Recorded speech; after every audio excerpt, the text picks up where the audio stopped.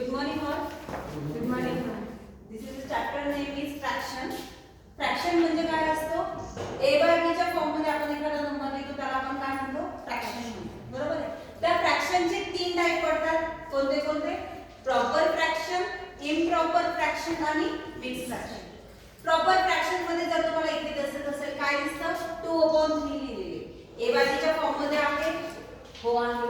त्याच्यानंतर proper fraction म्हणजे काय असतं? तुमचा न्यूमरेटर आणि डिनॉमिनेटर यांच्यामध्ये काय असतो? न्यूमरेटर हा लहान असतो डिनॉमिनेटर पेक्षा. बरोबर? फॉर एक्झाम्पल जर दुसरं घ्यायचं म्हटलं तर तुम्ही घेणार 3/4, 1/5, 7/9. हे सगळे एक्झाम्पल्स कशाचे झाले? Proper fraction. बरोबर? आता नेक्स्ट टाइप येतो त्याच्यामध्ये इम्प्रॉपर फ्रॅक्शनचा. इम्प्रॉपर फ्रॅक्शन मध्ये काय असतं? याच्या अपोजिट असतं. इथं जर तुम्हाला दिसत असेल न्यूमरेटर लेस दॅन डिनॉमिनेटर आहे तर याच्या अपोजिट काय होणार? Numerator greater than denominator. हा टाइप म्हणजे तुमचा येतो इम्प्रॉपर फ्रॅक्शनचा. ठीक आहे? इम्प्रॉपर फ्रॅक्शन मध्ये काय दिसतंय तुम्हाला? 7 मोठा आहे 3 पेक्षा. आता तुम्ही हे जे इम्प्रॉपर फ्रॅक्शन आहे याचं कन्वर्जन कशामध्ये करू शकता? मिक्स फ्रॅक्शन मध्ये करू शकता. कसं करणार? त्याचा डायरेक्ट भागाकार घेऊन कोणत्या संख्येने कोणत्या संख्येला भाग देणार? जो न्यूमरेटरला आहे तो तुम्ही इथे लिहिणार आणि ज्या संख्येला भाग देताय 3 नी भाग देताय म्हणून तुम्ही 3 इथे लिहिणार. आता भाग कसा बसणार? 3 दुने 6. किती राहतं रिमाइंडर? 1 राहते. आता भागाकार देऊन माझा झालेला आहे. आता मला लिहायचं काय? त्याला मिक्स फ्रॅक्शन मध्ये लिहायचं. मग कसं लिहिणार आपण? याला ज्या संख्येनं पूर्ण भाग बसलेला आहे, 2चा पूर्ण भाग बसला, होल नंबर आहे तो म्हणून मी तो 2 इथे लिहिला. जे रिमाइंडर आले किती आलंय? 1 आलंय तर ते मी लिहिणार वरती न्यूमरेटरला आणि ज्या संख्येला भाग दिलाय ती संख्या मी लिहिणार खाली. मग काय लिहिणार तुम्ही याचं? इम्प्रॉपरचं मिक्स फ्रॅक्शन मध्ये कन्वर्जन करताना 2 कंप्लीट 1/3. इम्प्रॉपरचं मिक्स फ्रॅक्शन मध्ये कन्वर्जन केलं. लक्षात येतंय?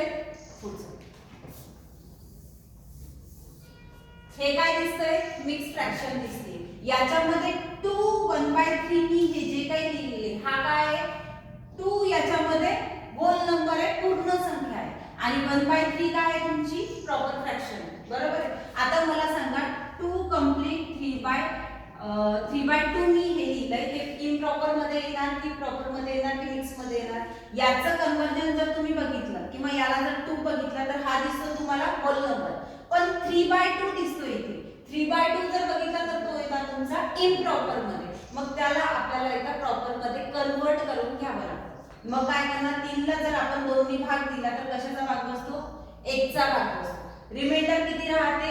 1 राहते आणि तुमचा डिनॉमिनेटर ॲज इट इज 2 राहतो आणि हा जो काही 2 आहे तो ॲज इट इज येणार. मग याला तुम्ही कन्वर्ट करताना कसं लिहिणार? या संख्येला तो लिहिणार तुम्ही 3 कंप्लीट 1/2 लिहिणार. याचं कन्वर्जन होईल. ठीक आहे? मग हा काय झालं? पुन्हा तुमचं मिक्स फ्रॅक्शन मध्ये कन्वर्जन झालेलं आहे. समजतं इथपर्यंत तिघांमध्ये काय डिफरन्स आहे? मग आता पुढचा पार्ट येतो तुमचा ऍडिशनचा. मिक्स फ्रॅक्शनची ऍडिशन किंवा फ्रॅक्शनची ऍडिशन कशी करायची? 7 + 1/3 दिलेले. जनरल वेनी जर करायचं म्हटलं तर आपण काय करतो? याचा डिनॉमिनेटर सेम करतो.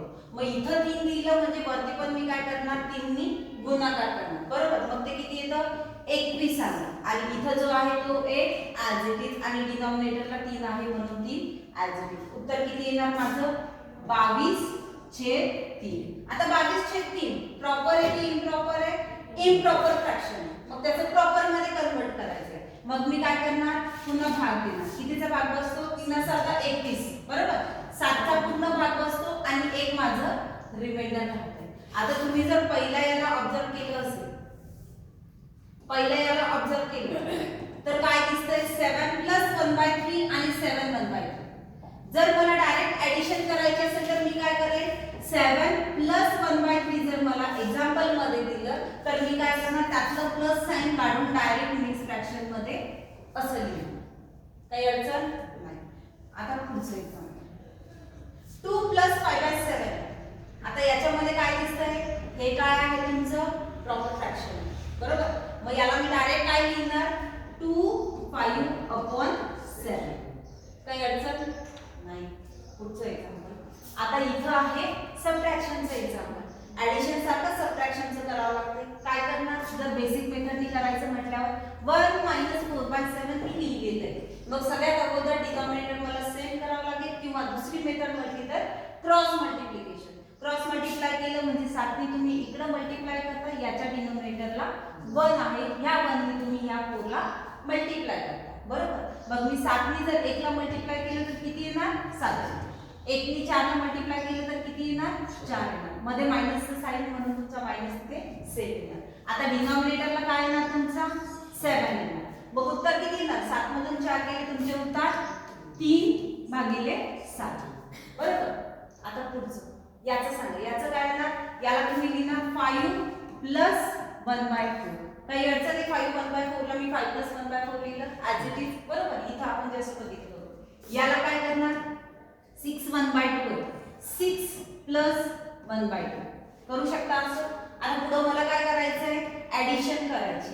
6 आणि 5 ची आपण डायरेक्ट ऍडिशन करू शकतो 11. बरोबर. आणि 1/4 आणि 1/2 एलसीएम, इथे डिनॉमिनेटरला 4 आहे, इथे डिनॉमिनेटरला 2 आहे. इथं खाली आणि वर मला काय पाहिजे 2 2 पाहिजे. झाला 4 डिनॉमिनेटरला. 2 + 1 किती येणार 3 आणि डिनॉमिनेटरला येणार 4. याला तुम्ही ऍज इट इज लिहायचं म्हटलं तर 11 कंप्लीट 3/4 असं लिहू शकता. बरोबर. आता ते जर तुम्हाला इथून सॉल्व करायचं असतं 6 आणि 5 11, तुम्ही डायरेक्ट 11 लिहिले असते. 1/4 1/2 एलसीएम येतो 4 तुमचा, 4 आणि 2 चा. बरोबर. म्हणजे इथं तुम्ही 2 2 घेतले असते आणि इथं 4 घेतले असते. 2 + 1 3 आणि खाली डिनॉमिनेटरला 4 आहे तर 4 ऍज इट इज. काही अडचण, म्हणजे तुम्ही डायरेक्ट ओरली सुद्धा याला सॉल्व करू शकत होते.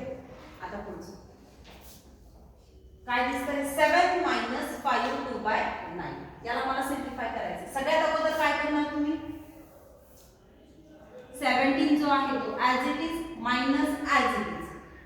याला आपण काय लिहितो 5 + 2/9 लिहितो. बरोबर आहे. आता ब्रॅकेटच्या बाहेर मायनस आहे म्हणजे हा प्लसचा मायनस होणार, लक्षात ठेवायचं. बरोबर. मग याला मी काय लिहिणार डायरेक्ट 5 - 2/9. ठीक आहे. आता याच्या अगोदर मी एक सांगते तुम्हाला 5 - 2/9. याला जर मला सॉल्व करायचं असेल तर काय करणार क्रॉस मल्टिप्लाय करणार. बरोबर. म्हणजे 9 × 45 45 मधून 2 गेले 43 43 भागिले खाली काय घेणार 9 येणार. बरोबर. आता तेच याला पुन्हा सिम्प्लिफाय करणार आणि मिक्स फ्रॅक्शन मध्ये लिहिणार. ते न करता आपण ठीक आहे का करून घेऊ. किती येणार मिक्स फ्रॅक्शन मध्ये जर लिहिलं तर 9 चौक 36 4 येणार, इथं 9 येणार. किती उरतात 7 उरतात. बरोबर. 9 चौक 36 आणि 7 43 आणि हे तुम्ही लिहिले. आता दुसरी मेथड काय आहे, इथं 5 आहे, इथं 2/9 आहे. याच्यामधून एक कमी करायचा म्हणजे किती येणार 4.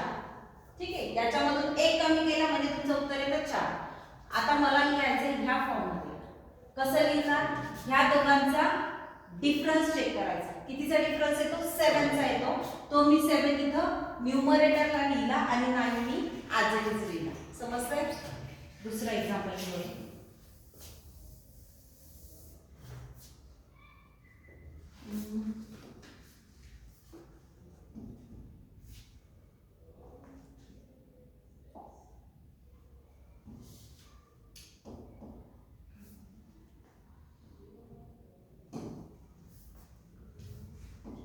फाइव - 1/7 घ्यायचं.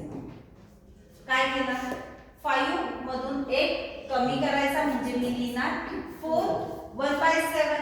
दोघांचा डिफरन्स येणार 6 पार्टचा आणि जो डिनॉमिनेटर आहे 7 ऍज इट इज. काय अडचण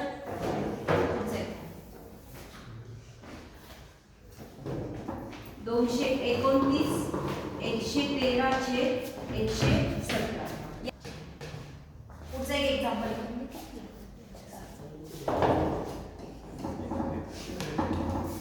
3 1/7 प्लस 4 2/3/14. आता याला मला सॉल्व करायचं. काय करणार सगळ्यात पहिले तुम्हाला माहिती याच्यामध्ये कोणतं साइन असते प्लसचं साइन असते. बरोबर. ही स्टेप किंवा ही लाईन काही लिहिली तरी चालते. ऍज इट इज तुम्ही इथे इमॅजिन करायचं की इथे साइन होतंय तुमचं प्लसचं साइन. आता पुढचं काय इथं 7 आहे इथं 14 आहे. मला इथं काय पाहिजे 14 पाहिजे. म्हणजेच मी याला काय लिहू शकते 2 2/14 लिहू शकते, बरोबर. आणि हा जो आहे 3 प्लस 4 प्लस 3/14 माझा आज काही अडचण नाही. 4 आणि 3 किती येतात?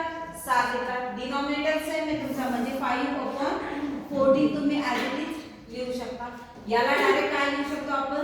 7 प्लस 5/14. त्याच्यातून प्लसचं साइन लिहायची गरज आहे का? नाही. 7 5/14. काही अडचण? आता ते जर मला डायरेक्ट इथून करायचं तर तुम्ही काय केलं असतं? 4 आणि 3 7 येतात, जे की माझं उत्तर 7 ॲज इट इज आलेलं आहे. पुढं 1/7 ला मी कन्सिडर करणार 2/14. बट 2 आणि 3 ते येतात 5 आणि खाली डिनॉमिनेटरला तुमचा 4. या सगळ्या स्टेप लिहायची गरज आहे का? नाही. या सगळ्या स्टेप तुम्ही ॲज इट इज किंवा डायरेक्टली माइंड मध्ये करून पण तुमचा आन्सर काढू शकता.